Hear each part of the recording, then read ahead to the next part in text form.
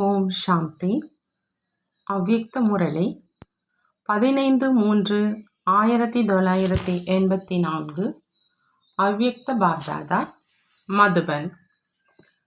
இன்றைய முரளியின் தலைப்பு ஹோலி உற்சவம், அதாவது ஹோலி பண்டிகை தூய்மை ஆவதற்கு மற்றும் ஆக்குவதற்கான நினைவு சின்னம்.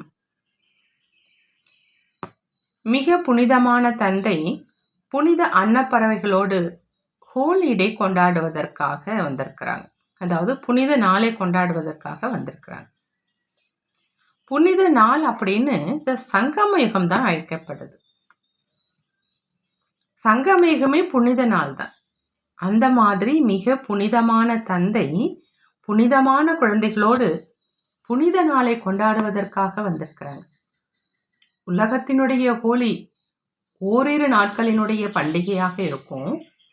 மேலும் புனித அன்னப்பறவைகள் நீங்க முழு சங்கம யுகத்திலும் ஹோலி கொண்டாடுறீங்க. அவங்க வண்ணத்தை பூசுவாங்க. மேலும் நீங்கள் தந்தையின் தொடர்பின் காரணமாக தந்தையினுடைய சிறப்புகள், குணங்கள், சக்திகளால வண்ணமயமாக்கப்பட்டு தந்தைக்கு சமமா சதா காலத்துக்காக ஹோலி, அதாவது தூய்மையாக ஆயிடுறீங்க. எல்லைக்கு உட்பட்டவர்ல இருந்து எல்லைக்கு அப்பாற்பட்டவராக ஆகிடுறதுனால சதா காலத்துக்காக ஹோலி, அதாவது தூய்மையாக ஆயிடுறீங்க.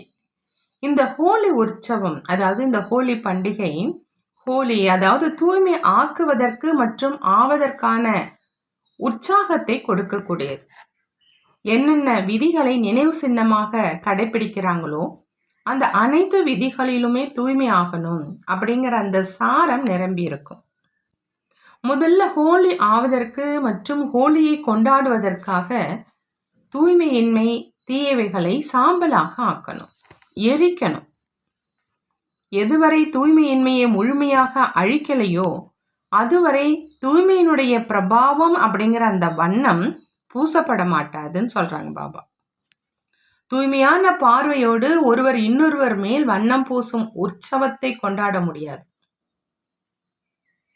பலவிதமான பாவனைகளை மறந்து நாம அனைவரும் ஒரே பரிவாரத்தை சேர்ந்தவங்க, ஒரே சமமானவங்க, அதாவது சகோதரன் சகோதரன் அப்படிங்கிற ஒரு சமமான உள் உணர்வோடு கொண்டாடுவதற்கான நினைவு பண்டிகை இது. வெளி உலக மனிதர்களோ உலகியல் ரூபத்தில் கொண்டாடுவதற்காக சிறியவர்கள், பெரியவர்கள், ஆண்கள், பெண்கள் அனைவரும் சம உணர்வோடு கொண்டாடணும் அப்படிங்கிற இந்த பாவனையோடு கொண்டாடுறாங்க. உண்மையில சகோதரன் சகோதரனுடைய சமமான சொரூபத்தினுடைய நினைவு அழியாத வண்ணத்தினுடைய அனுபவம் செய்விக்குது. இப்போ இந்த சமமான சொரூபத்துல எப்போ நினைச்சிடுறாங்களோ அப்பதான் அழியாத குஷியினுடைய ஜொலிப்பு அனுபவம் ஆகுது. மேலும் அனைத்து ஆத்மாக்களுக்கும் அந்த மாதிரி அழியாத வண்ணத்தை பூசணுங்கிற உற்சாகம் சதா காலத்துக்கும் இருக்குது. வண்ணத்தை பீச்சாங்குழல் மூலமா மற்றவர்கள் மீது பூசுவாங்க. உங்களுடைய பீச்சாங்குழல் எது அப்படின்னு பாபா கேட்குறாங்க. உங்களுடைய தெய்வீக புத்திங்கிற பீச்சாங்குழலில் அழியாத வண்ணம் நிரப்பப்பட்டு இருக்குது இல்லையா? நெருக்கத்தின் தொடர்பின் வண்ணத்தை அனுபவம் செய்யறீங்க. அந்த விதவிதமான அனுபவங்களினுடைய வண்ணத்தினால பீச்சாங்குழல் நிரம்பி இருக்குது தான் இல்லையான்னு பாபா கேட்குறாங்க. நிரம்பி இருக்கும் புத்திங்கிற பீச்சாங்குழல் மூலம் எந்த ஆத்மாவுக்கும் பார்வை மூலமா, உள் உணர்வு மூலமா, வாய் மூலமா இந்த வண்ணத்தினால அவருக்கு வண்ணம் பூச முடியும்.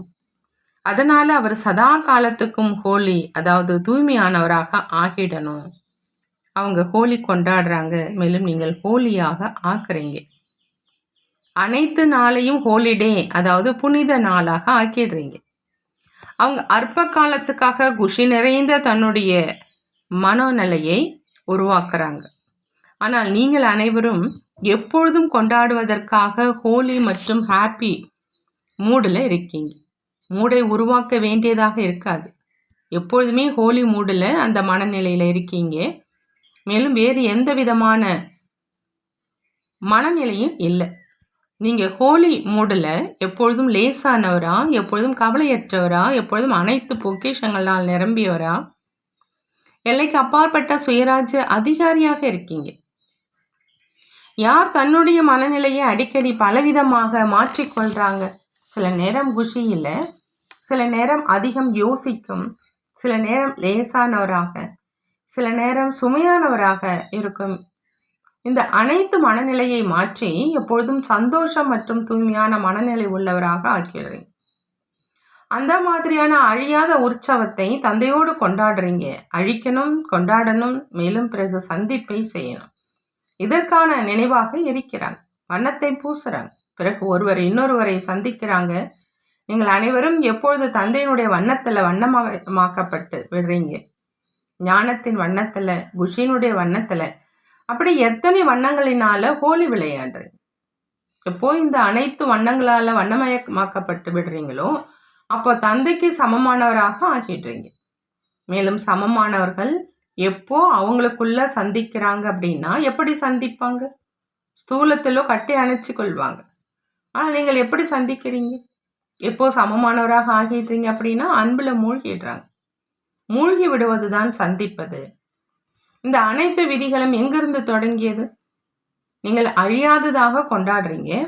அவங்க அழியும் நினைவு சின்ன ரூபத்தில் கொண்டாடி குஷி அடைஞ்சிடுறாங்க. இதை வைத்து கொஞ்சம் யோசிச்சு பாருங்க.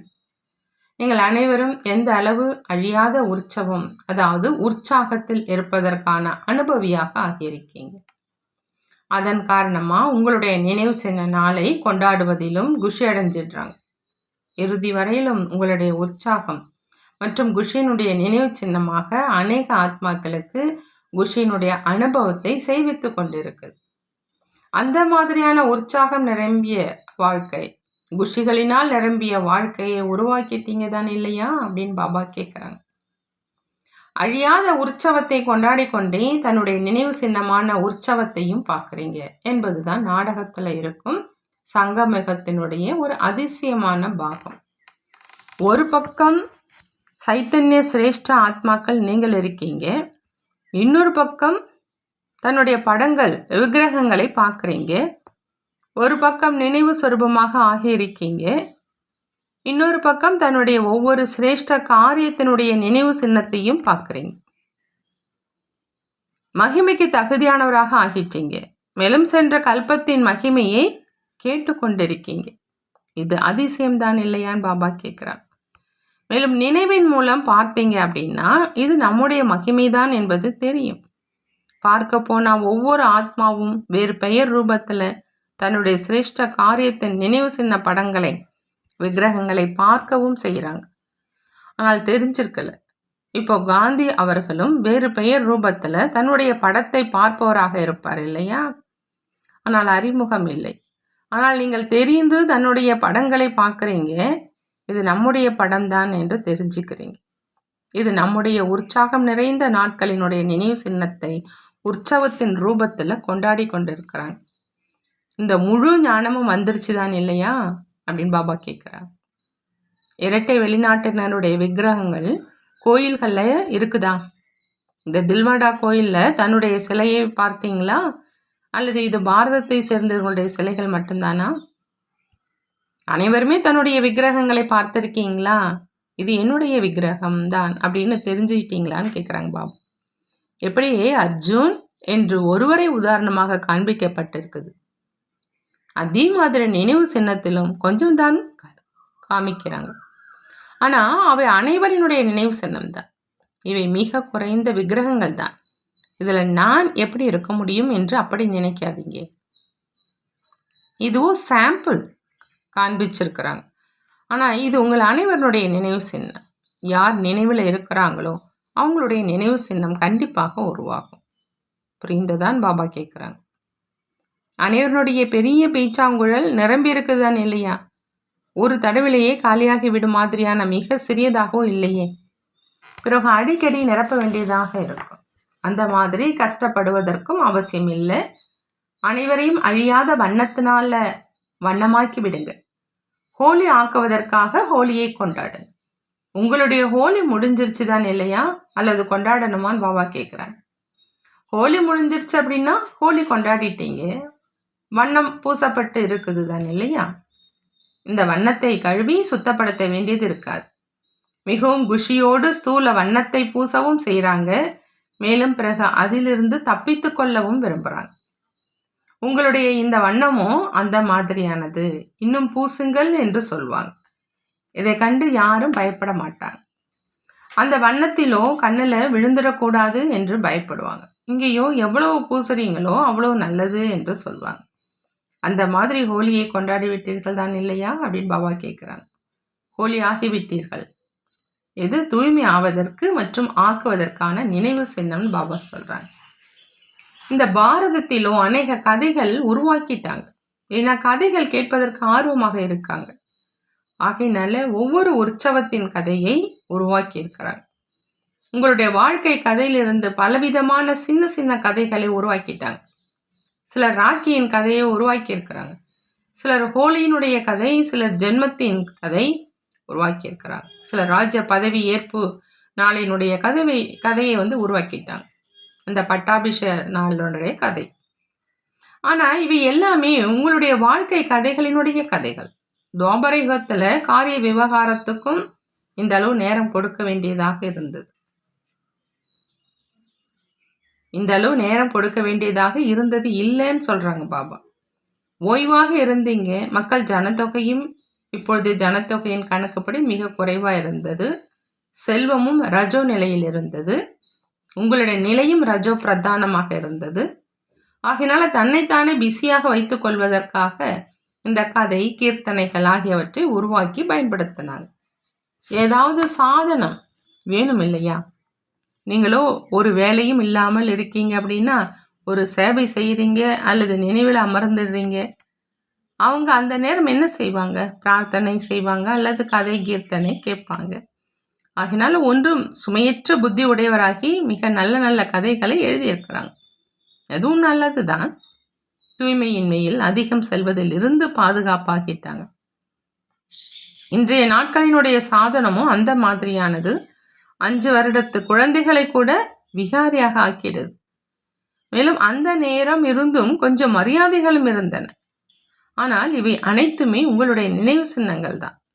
நான் என்னுடைய நினைவு சின்னத்தை கொண்டாடி கொண்டிருக்கிறேன், என்னுடைய பாடலை பாடிக்கொண்டிருக்கிறேன் என்று அந்த அளவு போதை மற்றும் குஷி இருக்குது தான் இல்லையான்னு பாபா கேட்குறாங்க. எவ்வளோ அன்போடு பாடலை பாடுறாங்க. அந்த அளவு அன்பு சொரூபமாக நீங்கள் ஆக இருக்கீங்க. அதனால தான் அன்போடு பாடுறாங்க. புரிந்ததான் பாபா கேட்குறாங்க. ஹோலியினுடைய நினைவு சின்னம் ஏது? எப்பொழுதும் குஷியாக இருங்க, பாரமற்ற லேசாக இருங்க அப்படிங்கிற இதுதான் கொண்டாடுவது. நல்லது. ஒரு பொழுதும் மூடாகி விடாதீங்க, மூட் ஆஃப் ஆகிடாதீங்க. ஒரு பொழுதும் மூட் ஆஃப் ஆகிடாதீங்க. எப்பொழுதுமே Holi mood, light mood, happy mood இருக்கட்டும்.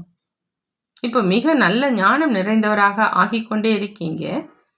முதல் நாள் எப்பொழுது மதுபனில் வந்திருக்கீங்களோ அந்த புகைப்படம், மேலும் பிறகு எப்பொழுது செல்றீங்களோ அந்த புகைப்படம் இரண்டுமே எடுத்துக்கொள்ளணும். சமீட்சையினாலேயே புரிந்து கொள்றாங்க. இருந்தும் பாப்தாதாவின் மற்றும் பாப்தாதாவின் வீட்டின் அலங்காரமாக நீங்கள் இருக்கீங்க. நீங்கள் வந்ததுனால பாருங்க, மதுபன் எவ்வளவு கலகலப்பாக ஆயிடுச்சு. எங்கு பார்த்தாலும் பரிஸ்தாக்கள் வந்து போய் கொண்டு இருக்கிறாங்க. நீங்கள் அலங்காரம், வீட்டினுடைய அலங்காரம் அப்படின்னு பாப்தாதா தெரிஞ்சிருக்கிறாங்கங்கிறாங்க பாபா. நல்லது. அனைவரும் ஞானத்தின் வண்ணத்தினால் வண்ணம் பூசப்பட்டு எப்பொழுதும் தந்தையினுடைய தொடர்புங்கிற வண்ணத்தில் இருக்கக்கூடிய, தந்தைக்கு சமமாக சம்பன்னமாகி மற்றவர்களையும் அழியாத வண்ணத்தில் வண்ணமாக்கக்கூடிய, எப்பொழுதும் புனித நாளை கொண்டாடக்கூடிய புனித அன்னப்பறவை ஆத்மாக்களுக்கு எப்பொழுதும் சந்தோஷமாக மற்றும் தூய்மையாக இருப்பதற்கான பாப்தாதாவின் வாழ்த்துக்கள் உரித்தாக்குங்கிறாங்க பாபா. எப்பொழுதும் தன்னை சம்பன்னமாக்குவதற்கும் ஊக்கம் உற்சாகத்தில் இருப்பதற்குமான வாழ்த்துக்கள் உரித்தாக்குக. கூடவே நாலாபுறங்களிலும் உள்ள அன்பிலேயே மூழ்கி இருக்கக்கூடிய, எப்பொழுதும் சந்திப்பை செய்து கொண்டிருக்கக்கூடிய விசேஷ குழந்தைகளுக்கு அன்பு நினைவுகள் மற்றும் நமஸ்காரம் செய்கிறாங்க. நாமும் நம்மளுடைய பாப்தாதாவுக்கு அன்பு நினைவுகள் மற்றும் நமஸ்காரம் செய்வோம். பாபா வரதானம் கொடுக்குறாங்க. திடத்தன்மையினுடைய சக்தி மூலமா வெற்றியை அடையக்கூடிய 3 காலங்களையும் தெரிந்த ஆசனத்தில் அமர்ந்திருப்பவர் ஆகுக. திடத்தன்மையினுடைய சக்தி மூலமா வெற்றி அடையக்கூடிய 3 காலங்களையும் தெரிந்து ஆசனத்தில் அமர்ந்திருப்பவர் ஆகுங்க. 3 காலங்களையும் தெரிந்த ஆசனத்தில் அமர்ந்திருப்பவங்களாக ஆகணும் அப்படின்னா பாபா சொல்றாங்க, திடத்தன்மையினுடைய சக்தி மூலமா வெற்றி அடையணும். திடத்தன்மையினுடைய சக்தி சிரேஷ்ட சக்தி. அது அலட்சியத்தினுடைய சக்தியை சுலபமாக பரிவர்த்தனை செஞ்சிரு. எங்க திடத்தன்மை இருக்குதோ அங்க கண்டிப்பா வெற்றி இருக்குது அப்படிங்கிறது பாப்தாதாவினுடைய வரதானம். எப்படி நேரமோ அப்படி விதி மூலம் சித்தி சொர்பமாக மட்டும் ஆகுங்க. நேரம் எந்த காரியம் செய்வதற்கு முன்பும் அதனுடைய முதலிடை கடையை யோசித்து புரிந்து காரியம் செய்யுங்க மற்றும் செய்வீங்க. அதாவது 3 காலங்களையும் தெரிந்த ஆசனத்தில் அமர்ந்தவராக ஆகுங்க. பிறகு அலட்சியம் முடிவடைஞ்சிடும். எண்ணம் அப்படிங்கிற விதை சக்திசாலியாக திடத்தன்மை நிரம்பியதாக இருக்குதுன்னா வார்த்தைகள் மற்றும் செயல்ல சுலபமாகவே கண்டிப்பாக வெற்றி இருக்கும்ங்கிறாங்க பாபா. ஸ்லோகன்: எப்பொழுதும் திருப்தியாக இருந்து அனைவரையும் திருப்திப்படுத்துபவர்கள்தான் திருப்தியான ஆத்மா. எப்போதுமே நம்ம திருப்தியா இருக்கணும், மற்றவர்களையும் திருப்திப்படுத்துறவங்களாக இருக்கணும். அப்படிப்பட்டவங்க தான் திருப்தியான ஆத்மா. நல்லது. ஓம் சாந்தி. நன்றி பாபா. நன்றி.